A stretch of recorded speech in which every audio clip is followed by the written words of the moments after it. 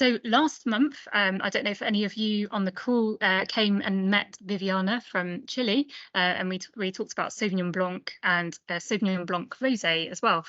Today, very different. We're going to Rioja. So perhaps Spain's most well-known protected designated region of origin, so responsible for 35% of Spain's protected designated origin wines. And although the Spanish actually drink 60% of them, they export the rest, and we are still the #1 market in the world for Rioja. It has a region, as an area, 65,000 hectares. Now, I know a hectare doesn't mean a lot to many people in the UK. So in football pitches, if you imagine 150,000 football pitches, that's the area we're talking about. And there's many special things about it, which I'll let Javier and Chema talk to you a little bit about and explain their wines. Javier and Chema, over to you. Might just need to come off mute. Yeah. Oh, you're still on mute. Javier, you're still on mute at the moment. Just need to unmute yourself again. Now? Yeah, perfect. Okay. So just to introduce, this is Javier on the left-hand side and Chema, his cousin, on the right-hand side. And these are the people behind our Irresistible Rioja, so our red Rioja that we'll be tasting, and white as well, which I'm particularly excited about because white Rioja, the red gets all the noise, but it's only about 8% of what gets produced each year is white. And it's something that's new to our range and hopefully something that they can tell you a little bit more about. Hello, well, good evening, everyone. Thank you for joining this evening, and thank you, Sarah and the co-op team for organizing the digital presentation, tasting, all combined together. I mean, it's great to have the chance to meet so many people, even if it's online through for tasting a wine these days, is what technology does, which I don't understand very well. I'm more analogic person, and we ourselves stick our feet in the soils rather than our hands in the computer. But it's always good to take advantage of all this technology these days. As Sarah was mentioning before, we expect to give you a wide introduction of Rioja region, Muriel as a company, and of course the partnership we've been having with the co-op for the last 24 years. I think it's exactly. So between Chema, who's the head winemaker in the company, and myself, we will be sharing as most of our knowledge as possible. To start with, which is very important, I think it's Chema will introduce you with a brief of the Iberian Peninsula and Spain, which is the most mountainous region in Europe, and that conditions all the winemaking and the grape growing in the country. So Chema, I leave it with you. As Javier was saying, being one of the most mountainous country in Europe gives us a very, very wide range of different terroirs and different places to grow vineyards. So the diversity we're going to have is outstanding. So that's a big advantage for us.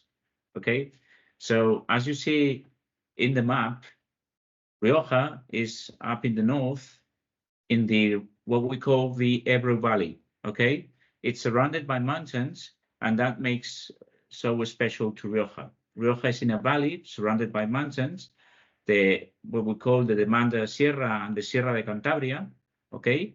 And that makes that we have like a very special climate there. It's a blend of continental, Atlantic, and mainly Mediterranean climate that creates a very special conditions to grow vineyard there, okay? we have to think that due to global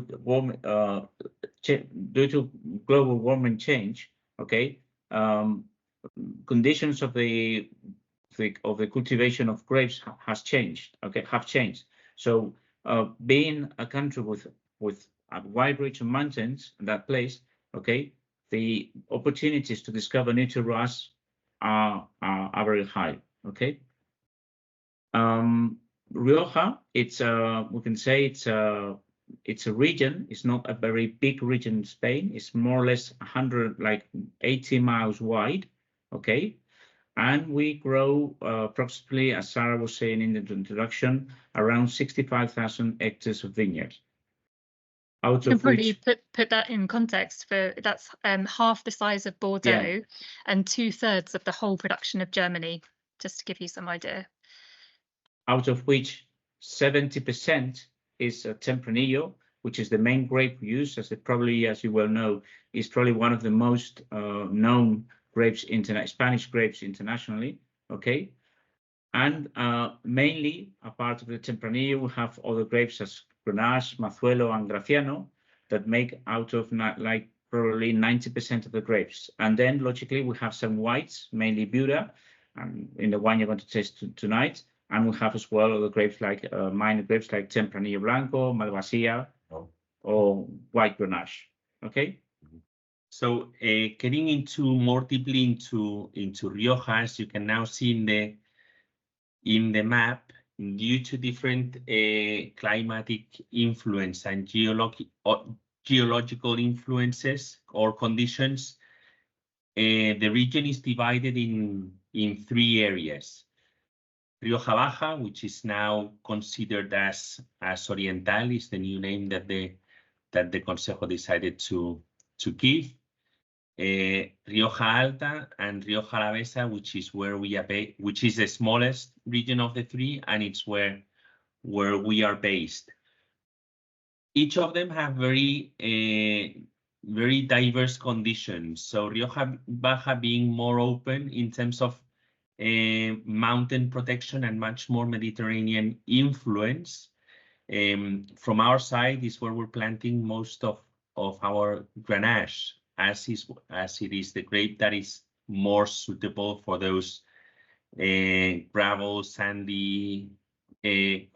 chalk, and sandy soils, and also the extra heat conditions. Rioja Alta, it's predominantly clay with some iron content, which has a strong tannin character with a higher acidity than the other 2, with a much more continental influence. On the other hand, Rioja Alavesa has much more clay limestone. It's a very white soil compared to Rioja Alta, that because of the iron content the color of the soil is red, but it gives they're wines with less acidity, but very, very soft tannins, not as aggressive as Rioja Alta. So by itself, it's a very good balance. Despite the different conditions and different styles of wine in the different subzones, for Rioja, it's always been very important the blends. It's been the blends of the different regions, but also the blend of the grape varieties, which Chema was talking before. And it's very important because of the maintaining the consistency, vintage by vintage, the consistency on this style. So always by blending the different grape varieties and the different areas, we manage to have always the wines balanced in terms of weight, acidity, structure, freshness, aging capacity. And that's the great thing about Rioja. It's and what we've been recognized, it's the consistency of the wines. A very important fact of the region is that it's extremely atomized, and very important for the region is the fact that there are 15,000 growers and wineries, let's say, land ownership only accounts for 15%. The rest of the 85 is owned by independent growers, which actually gives Rioja a very good medium economic class and sustains the region very well. Another important fact, and to give you an idea of what Rioja Alavesa is that despite the whole region has, as Sarah's mentioned and Chema mentioned before, 65,000 hectares, the average size of a plot is half an acre. So it's half of a football ground. Trying to make comparisons. I think it's really interesting to say, so Chema has probably the world's biggest address book. So during harvest, he has this where he knows all the growers personally. He goes to the vineyards, supports them with growing the grapes during the year. They're very much in contact about how the vineyards are managed. And I think it's over 70 growers that you work with, Chema. Yeah, main growers. And then we have like inside those 70 main growers, we have like sub growers, okay, that even smaller growers. As Javier was saying, to make you an idea, in fact, the standard size of a grower would be like between 15 and 20 hectares, okay? And those 15 and 20 hectares can be divided or are divided in a media of 30 to 40 different parcels, okay? And all those different parcels, even sometimes being quite together, they're very different, okay? So that gives a plus of complexity to the kind of grapes we have and the kind of wines we obtain, okay? So in that sense, we could have, the definition could be that we are like the land of the infinite wines in terms that we can, out of this very small area, we can make many different types of wine. So that makes us very, I mean, it gives us a big, hand to blend and to create different wine styles, okay? So talking about consistency and balance of the wine, some other thing that's made Rioja very recognizable is the fact that the style categories were very common and very easy to understand. And despite the DO has a control board that is extremely strict, Chema will now tell you about the different categories that are based on the aging. This category you're seeing in the slide is called the aging category. Okay, depending on the time the wine is being aged has a name. Okay, we start with what we call joven. Joven in English would be young. Okay, that we are talking about a wine that has no aging at all. It's a young wine. Okay, and normally it's a wine that is produced in the same year of the vintage, okay? Then we would have the crianza. The crianza would be the wine you're having, the Viña Gala, Irresistible, okay? The crianza, it's a wine that is a wine on its third year of age, normally, okay? That it's been a minimum of 1 year in a barrel, okay?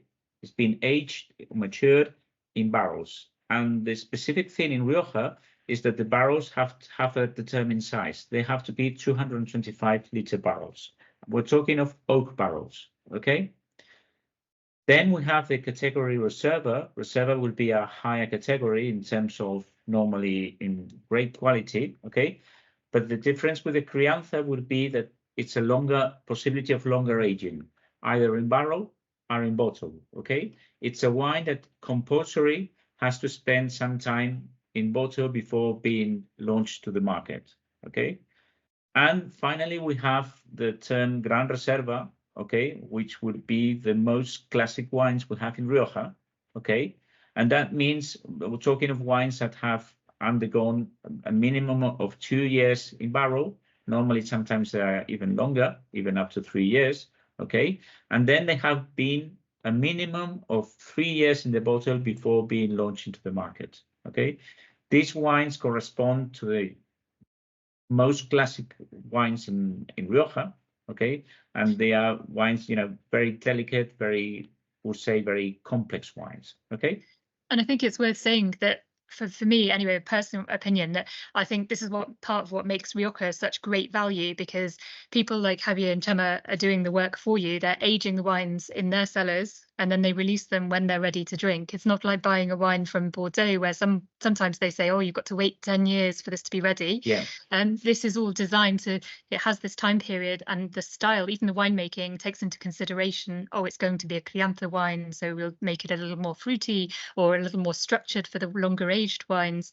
But then the aging is done, and then when it's released, it's ready for you to drink. So with the Irresistible that we're tasting this evening, that's 2019 vintage, and it's had its aging, and it's got that oaked complexity, and it's there ready for you to drink. Sarah, we are much more considerated than the French.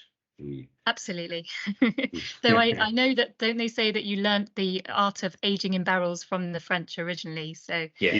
So it's actually true, because it's the success of Rioja was the fact that we imported the technique of aging, because before we were using really big format barrels with the only purpose of storing the wine, and the fact we brought that technique allowed the wines first not to oxidize when we were emptying the big barrel, and then keep the availability for longevity and therefore export outside of the region. So it's true. And having had some a bit of sharing, having shared a little bit of the knowledge of the region about the style of wines, we started our grandfather actually started the company in exactly 1926. So just a year after that, the BO Rioja was created. Within Rioja, I mean, with Rioja, the big fact is the fact of the reason why it's the most important wine region in Spain. It's also because together with sherry is the oldest. It's the oldest constituted as a DO, but it's an area that has been making wine from the Roman side, and actually commercializing wine in a private basis after the Romans, after the church was managing all the vineyards, but on a private size. It started in the 17th century. For our company, now we are the third generation, and the company has obviously changed a lot from a moment in the 1920s until the 1970s, where most of the wine was transported in barrels to be sold in bulk in the different bars and restaurants in the region. And what was important was the producer rather than a brand name. In a second stage, my father developed a bottle market within the domestic area, and we started our focus in the export markets in probably with us, the third generation, in the early 2000s, late 90s. And I must say, which I always repeat, Co-op was our first not only international retailer to work, but also domestic. So it was our first big export and our first retailer in the history to work with in the history of the winery. So we're very grateful for that. And actually, I always say that is beginning that partnership with the co-op has allowed us to develop and make of ourselves now an international reputable winery. So we expanded into into Rías Baixas, Ribera del Duero, 3 different wineries in Rioja, 400 hectares of vines, of which 17 are more than 100 years old, but 100 of them are more than 50 years old. We have a supply base of growers, which is more than 17 in Rioja, as Chema was mentioning before, but it's 300 in Rías Baixas. So it's now I think we have a responsibility with a lot of families, also with the land and soils that we want to preserve. So a lot of our vineyards are moving into organic farming, which is now over 100 hectares of the total of 400 that we own. And also we're, in terms of sustainability, we're also investing a lot in clean energy and reduce as much as we can the CO2 emissions. It's not easy, it's taking time, but more and more we are adapting to the new world demands. Also, we feel the wine consumer has changed a lot, and we've moved from doing 5 wines, which were adapting to each wine to the Rioja categories, to doing more than 50 wines with different styles, with different grape varieties, with different moment of consumption and different expectations. So we're now considered very young. You can see us, but also very dynamic company. We're big, but at the same time, we're very, very diverse.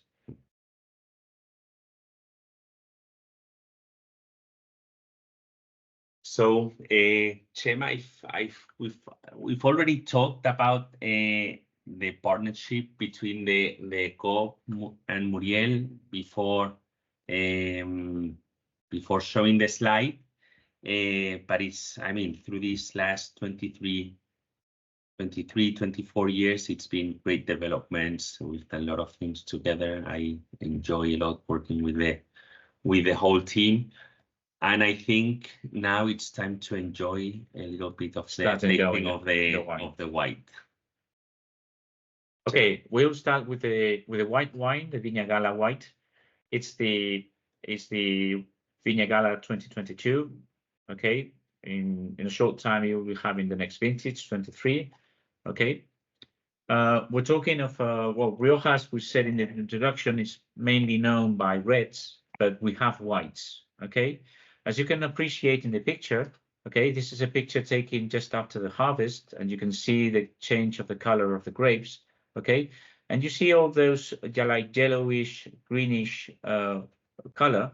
That corresponds to the white grapes. Okay, the red color corresponds to the red grapes. Okay, in Rioja, in the traditional, especially in the Rioja Alavesa area, it's very typical to have all the vineyards normally are not just red or just white. They're normally blended with whites and reds. Okay, so we started to make the white wine separately, because in the past it was very traditionally to blend the reds and the whites, but today logically we vinify separately. Okay, so this wine is made out of a blend of Murua, which is the main white grape we have in Rioja. Okay, and white Tempranillo. That is probably the most recent grape we have in Rioja, because white Tempranillo was a natural mutation.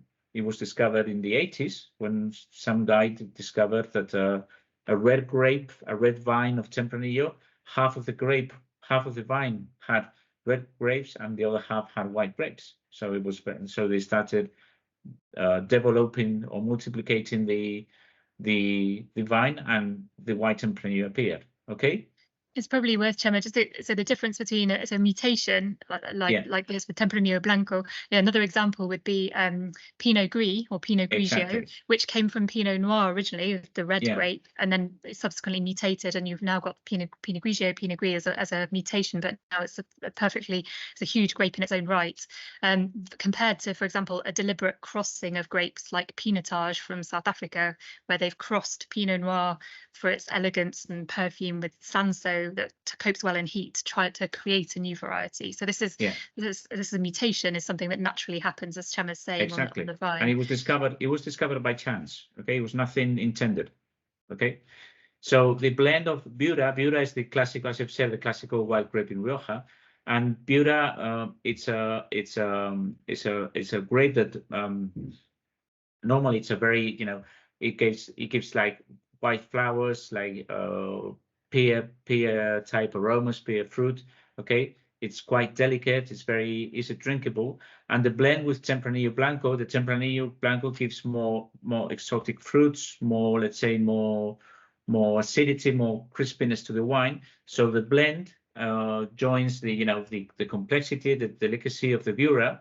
Okay, that as well has a very good mouth, a very good palate, with the more fruitness of the Tempranillo Blanco. So with this, I think we've improved quite a lot with the Viura blend, okay, making a very, I think, well-balanced acidity, easy drinking at the same time, and a quite consistent white, not just a young, fresh white, okay.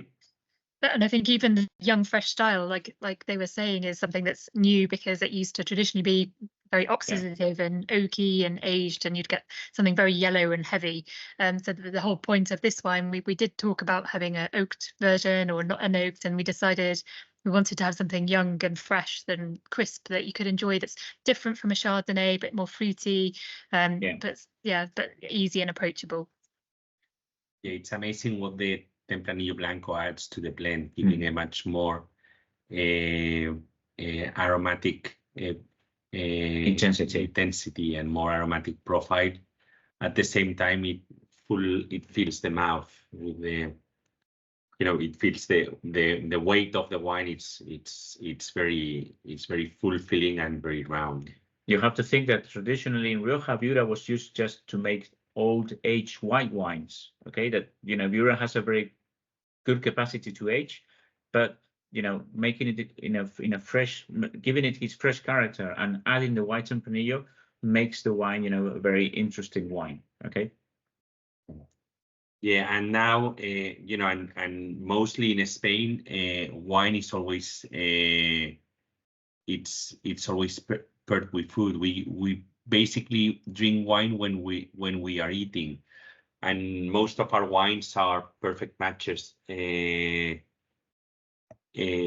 Perfect matches with different seafood, calamari, even white meat, or some vegetables. So it has sort of versatility for pairing with different types of food. Just one question we had that's relevant now from Robin, in case you're sitting there thinking, oh, I'm not sure if I can drink this wine. They're both vegan, so know that there isn't egg used. Yes. Yeah. All our wines since 2016 vintage, all the wines in the winery are all vegan. Yeah. We find them. I've seen some questions if we use egg for any time. We're using vegetable protein as a fining agent. That's a picture you're seeing of an old Viura. I took this picture, like I remember, many years ago, and it was a Viura and Rioja Alavesa, very ready to be harvested. Okay, you can see that golden color. Okay, that it was just at the point to be harvested. So probably some of these grapes are in this wine. There you see the wine, the grapes already harvested. So already in the tractor, that's actually white Tempranillo. You can see the grapes are much smaller than we usually get them for Viura, and that's why the wine has more aromatic profile and also more density. On the other slide, you see Sarah giving instructions. How to harvest. Yeah. When she comes, Working very hard. she's always giving instructions, telling us what to do.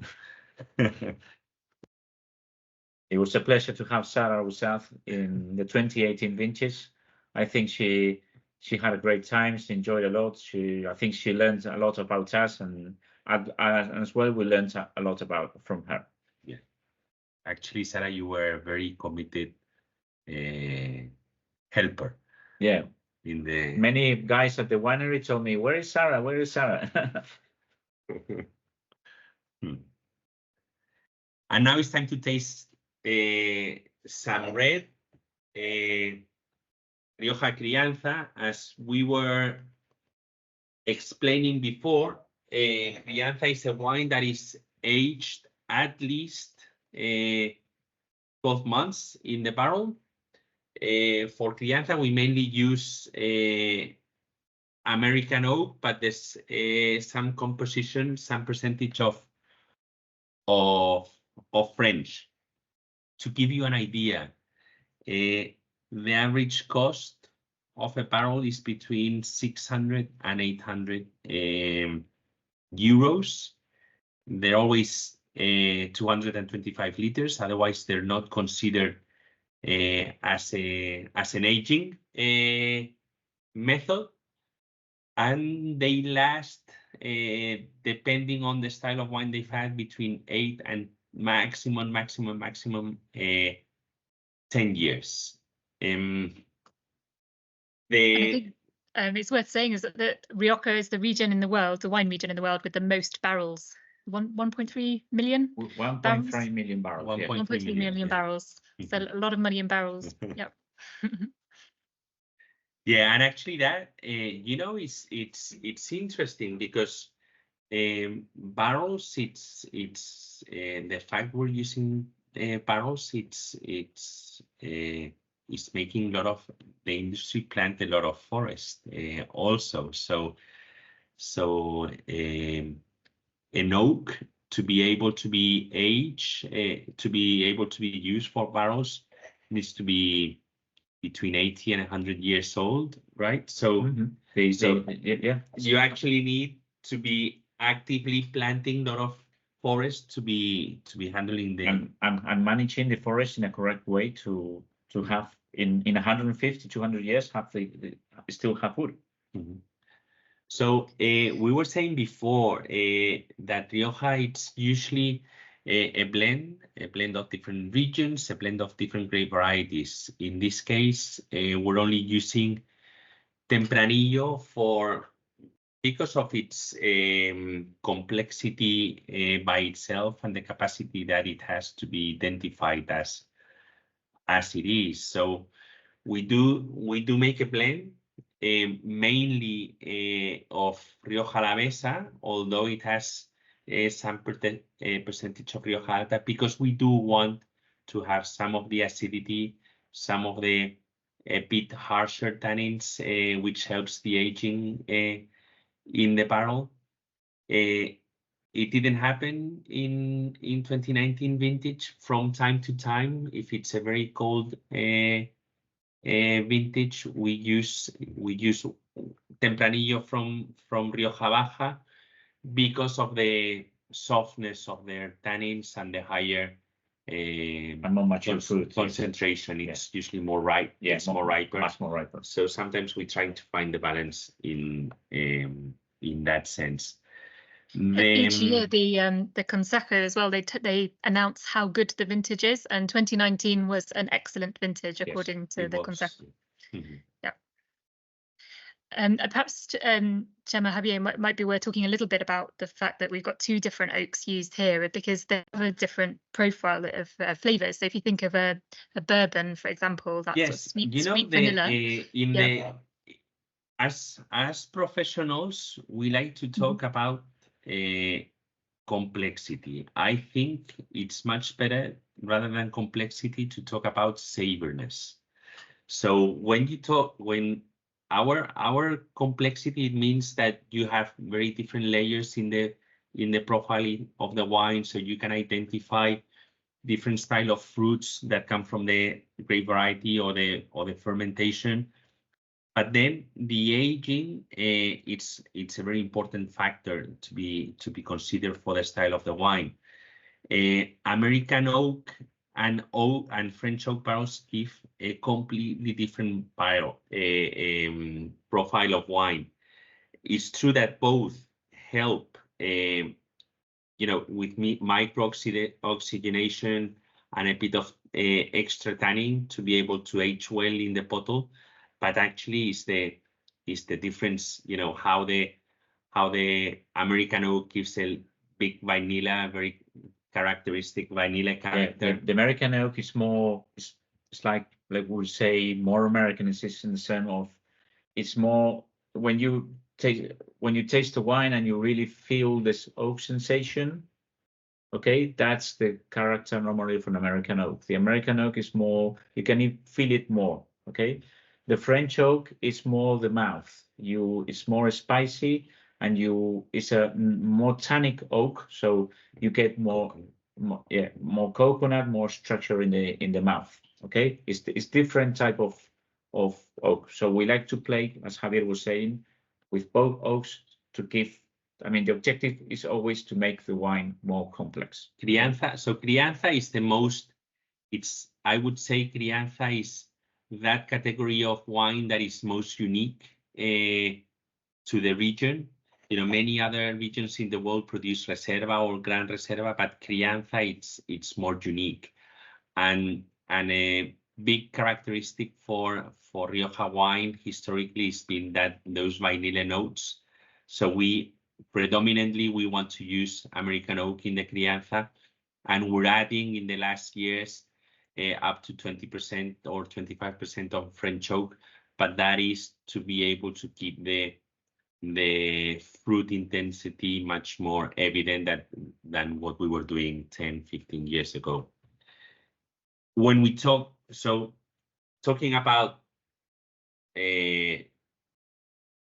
grape fermentation aging, what we find is a wine that is quite structured.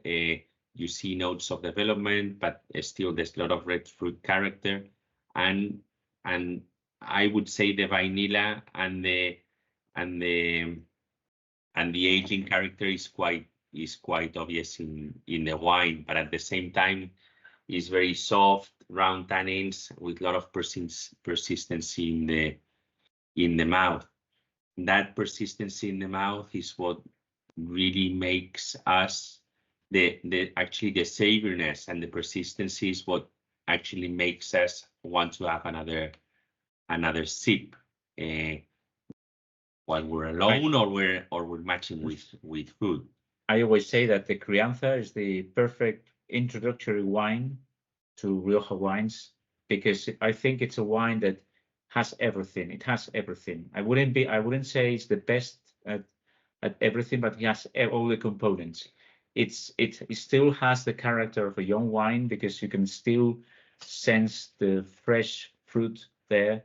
Okay, it has that complexity that the aging has given to the wine, and that maturing process has given the wine that, easy drinking, good drinking, and long finish the wine has. Okay, so I think it's a wine that everyone likes, this type of wines. Okay, because they're very, I would say they're so ample in terms of, Yeah, and the savoriness of the wine actually makes it be a good pairing with practically everything. Yeah. Charcuterie, cheese, stuffed meat. We were talking before about the shepherd's pie to get into the British gastronomy or a roast, right? Yeah, Sunday roast. moussaka. Yeah. I think lamb, anything based on lamb meatballs. Yeah.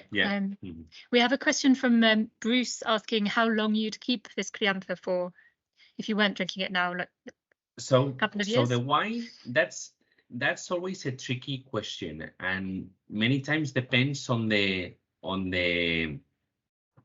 consumer's expectations. When we talk about the different Rioja categories, they are there to release the wines when we think we are ready to they are ready to drink. However, this wine will perfectly last another 5-10 years. But you know, as time goes on, the wine develops. So whether you like more tertiary characters or more fruit characters, you know, that will determine how, you know, how long or what the peak of the wine will be for each individual. I would say stylistically, for the next 3 years, it can be very stable. From there, it will become a different style of wine. Still, they age well. I mean, Riojas historically age. Practically all the Riojas, or mainly Tempranillo grape, is a grape that is characterized by it's very ready to drink. It's very, very soft, very elegant, but that doesn't mean the wine is done. It's wines that could, after that, age very, very long. And as Javier was saying, it depends of how people like the wine, okay?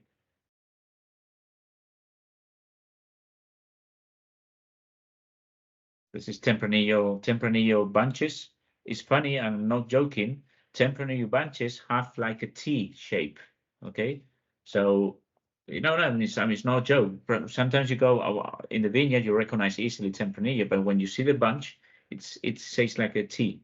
Because, for example, the Grenache bunches, vine bunches are more rounded, more smaller, okay? But the Tempranillo bunches that have that, you know, very funny characteristics, they have like 2 shoulders and they have a long body down, okay?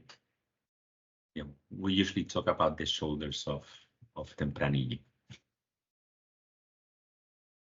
That's a picture of in the winery. The wine is just finished fermenting, and we're doing what's the pressing of the wine. We're taking the wine out, and then we'll take the marc into the presses to get the final wine done. Yeah. And the other one is a blending session for the Muriel Vendimia Seleccionada, Muriel Tempranillo, that also is available in the co-op. Barrel room, as you would expect, we have our aging capacity is very big. We could have over now 55,000 barrels at the winery. So that makes us has a very high potential to age wines. You have to think that we're just not aging the actual vintage. We're aging like 3 or 4 vintages back. So to make, you know, to have all the wines ready. Yeah, we have great control of what we're doing. So we have a full process from the grape selection, vineyard grape selection, vinification, and then aging of our wine. And we always try to have, you know, different batches in every vintage, so we can always, you know, blend and have like different between the Tempranillo styles, different styles of, you know, aging and fruit. So always the objective, as we've been saying all throughout the presentation, is to achieve more complexity in the wine. So these are some of the other wines available at the co-op from a great Rioja producer. I think, yeah, some of you have tried these in the tasting we did back in 2021. So we talked about the Muriel. Yes. And yes. Rosalind says it's her favourite wine. So lovely to hear, Rosalind, thank you. And then Vinho Gala, which is just a more simple, I suppose, Joven style, younger Tempranillo, if you wanted more of a casual everyday wine without the oak. Yeah. And of course the Grand Reserva, so you could have a whole spectrum and have a whole Rioja tasting yourselves at home with all of them if you wanted. And shall I just? I'll jump in here, Javier. Yes, we were saying this. So that we had a discussion, well, a long time ago with Javier about what we can do here, because obviously with Co-op, we're the biggest retailer for fair trade in the UK. So 80% of the fair trade wine sold in this country we sell through Co-op. But in Spain, the fair trade doesn't really exist. However, we wanted to do something to support Javier, who is a little bit crazy. He actually got married in Sierra Leone during the Ebola crisis. And since 2010, he's been working out there and giving shares of his profits to support a project for people at risk of trafficking.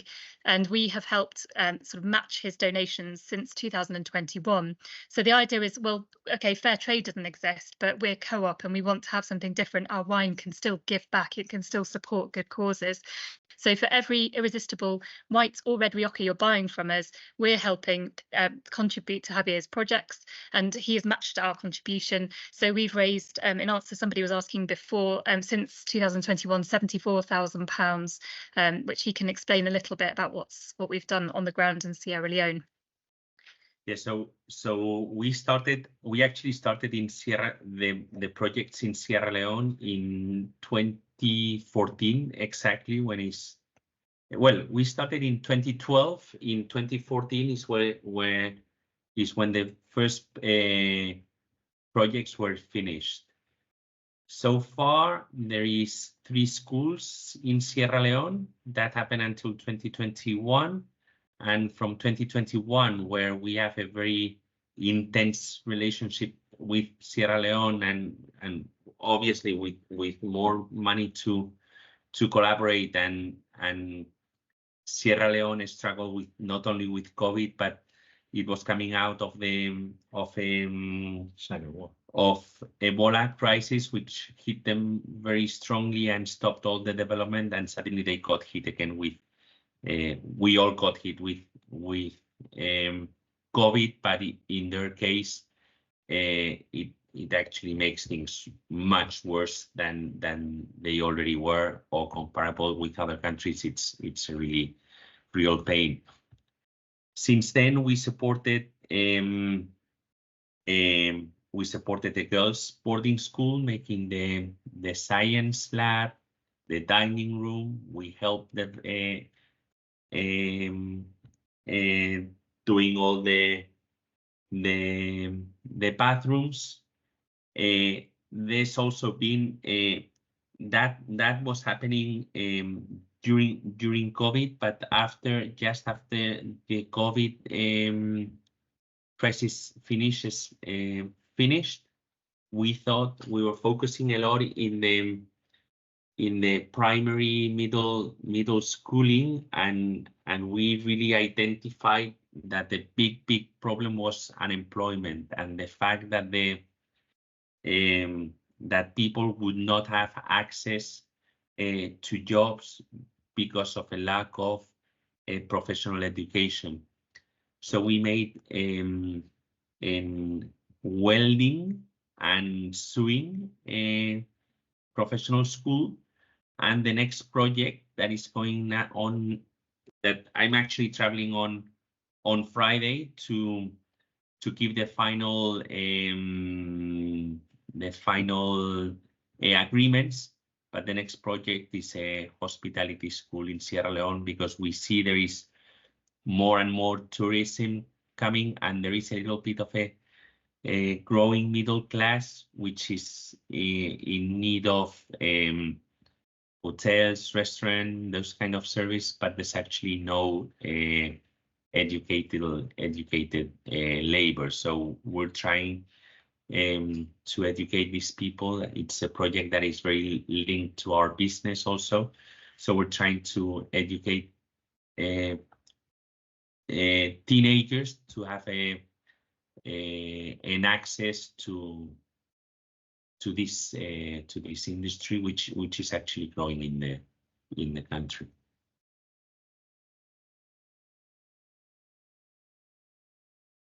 I think maybe before we go into competition, but I'll just leave that there so you can get excited. We might answer some of the questions that have come up while Chema and Javier have been talking. So one of them was about, would you consider going to plastic cork? Now, I can say that we actually removed all plastic cork from our range at Co-op in 2018, and we don't have plastic cork in our range at the moment. I don't know, you guys, if you produce any wines with plastic cork. No, in our case, we've actually never used plastic cork. We've used some technical corks with microgranulate, but it's cork. Yeah, but it's always cork. We've actually never used a plastic cork. We didn't use I mean, 15, 20 years ago, it wasn't for sustainable purpose. Actually, there was no this issue. I mean, there was no this concern at that time.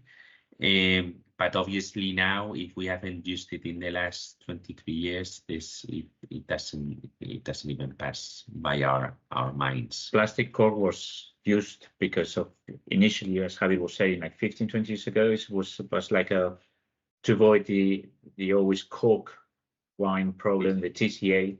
Okay, but in this case, in the case, for example, of the red wine we produce for you, the problem with plastic cork is that the plastic corks are or can only be used for very young wines, because plastic corks are they breathe a lot, so sometimes there can be issues with oxidation. So in the profile of wines we produce, they're not very recommended. We have a question from Jeff and Sarah as well about reusing the oak barrels. I think you mentioned that you can typically use them about 10 times, like reusing the barrels you're using, but whether you use any for whiskey. And now I know that there is a whiskey producer called Le Dague. I can try and find you a link for the chat. Yeah. That does make whiskey in Rioja barrels, but I don't know if you supply any. Chema, We Javier, do. Actually, yeah? the next life after wine it's whiskey, and there's a huge demand nowadays. There's a big demand, yeah, for that. So we're doing two things actually. It's like we're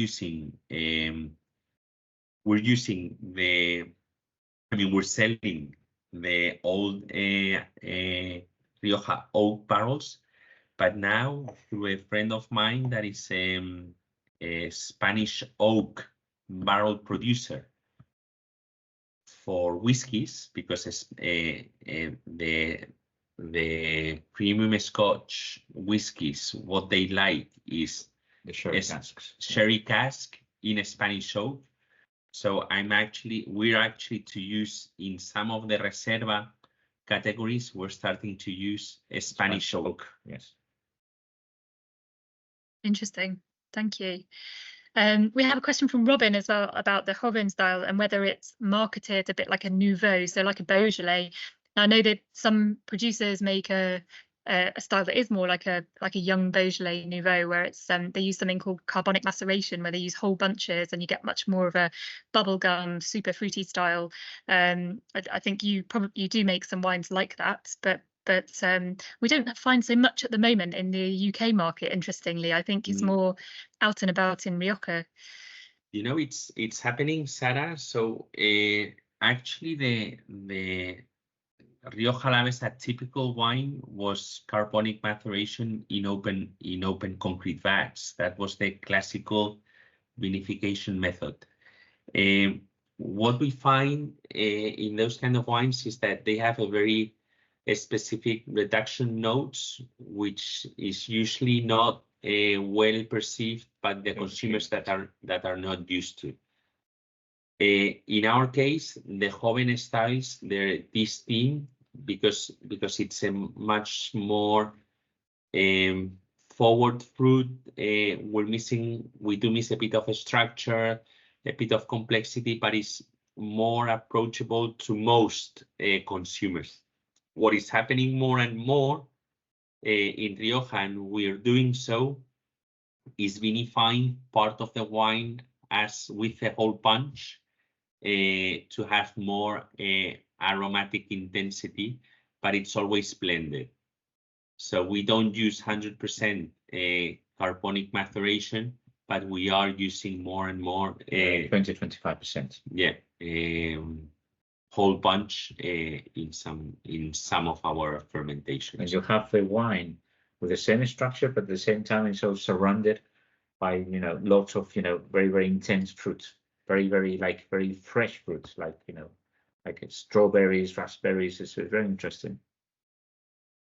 Yeah, something that we find that journalists are asking more and more about in the UK, and that move to a sort of fresher red style rather than the big full-bodied reds that might have been trendy before in the past.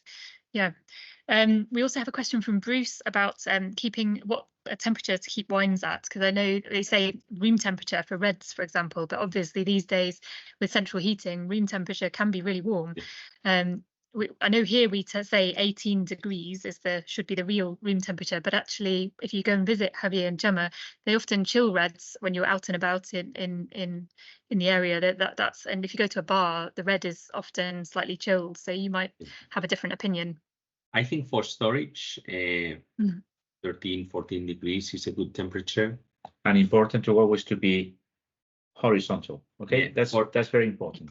For drinking, you know, it used to be 18 because the wines had more tannin structure. Now, I think it's a common thing for most of the wine producers. The tannin content has been reduced quite significantly.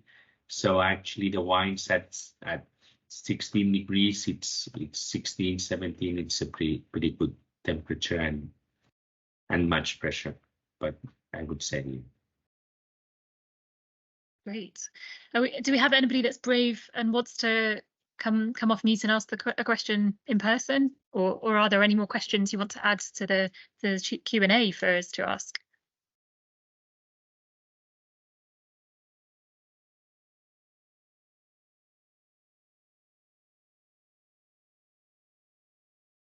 Can you hear the bells?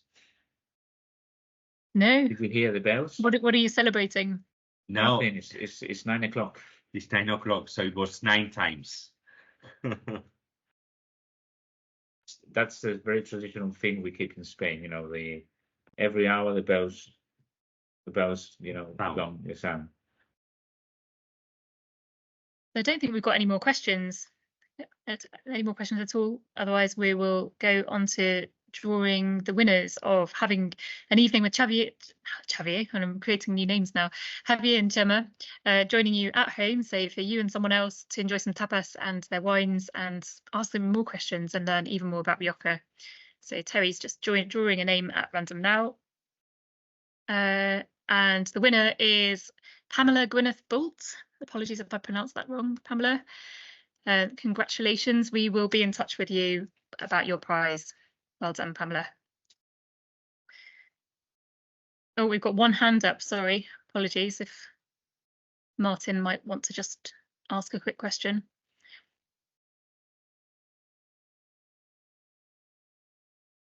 Oh, no, might have been a mistake. Okay, well, thank you very much, everybody, for joining us. Hopefully that was an interesting evening and you learned a bit more about Rioja. I hope you enjoyed the white wine as well as something new and a bit different. Thank you, Javier and Chema, for all your explanations and all your knowledge, and enjoy the rest of your evening, everybody. Thank you. Thank you. Thank you for joining, and yeah, I hope we can. And always enjoy a good glass of wine. And looking forward for the next time.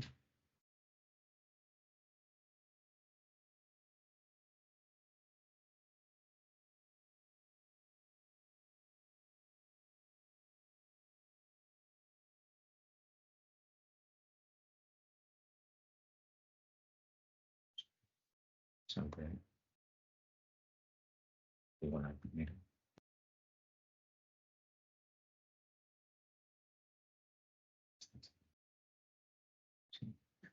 Lou, sorry, I think you can ask a question if you needed to.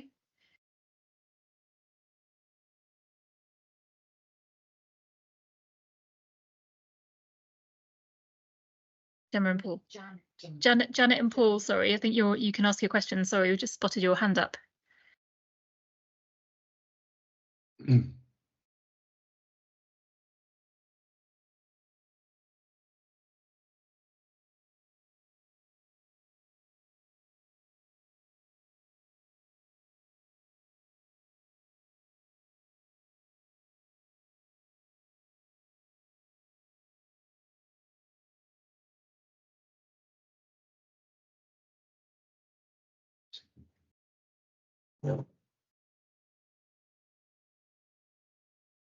Maria Lancaster, any questions? No, I think it was very explanatory. You did it very well. I think I now know much more about all of the wines. Thank you. The white is delicious as well. I knew the red very well, but the white is delicious. Did you want to ask a question, Rosalind? Sorry. Oh, you're. So I think you need to come off mute.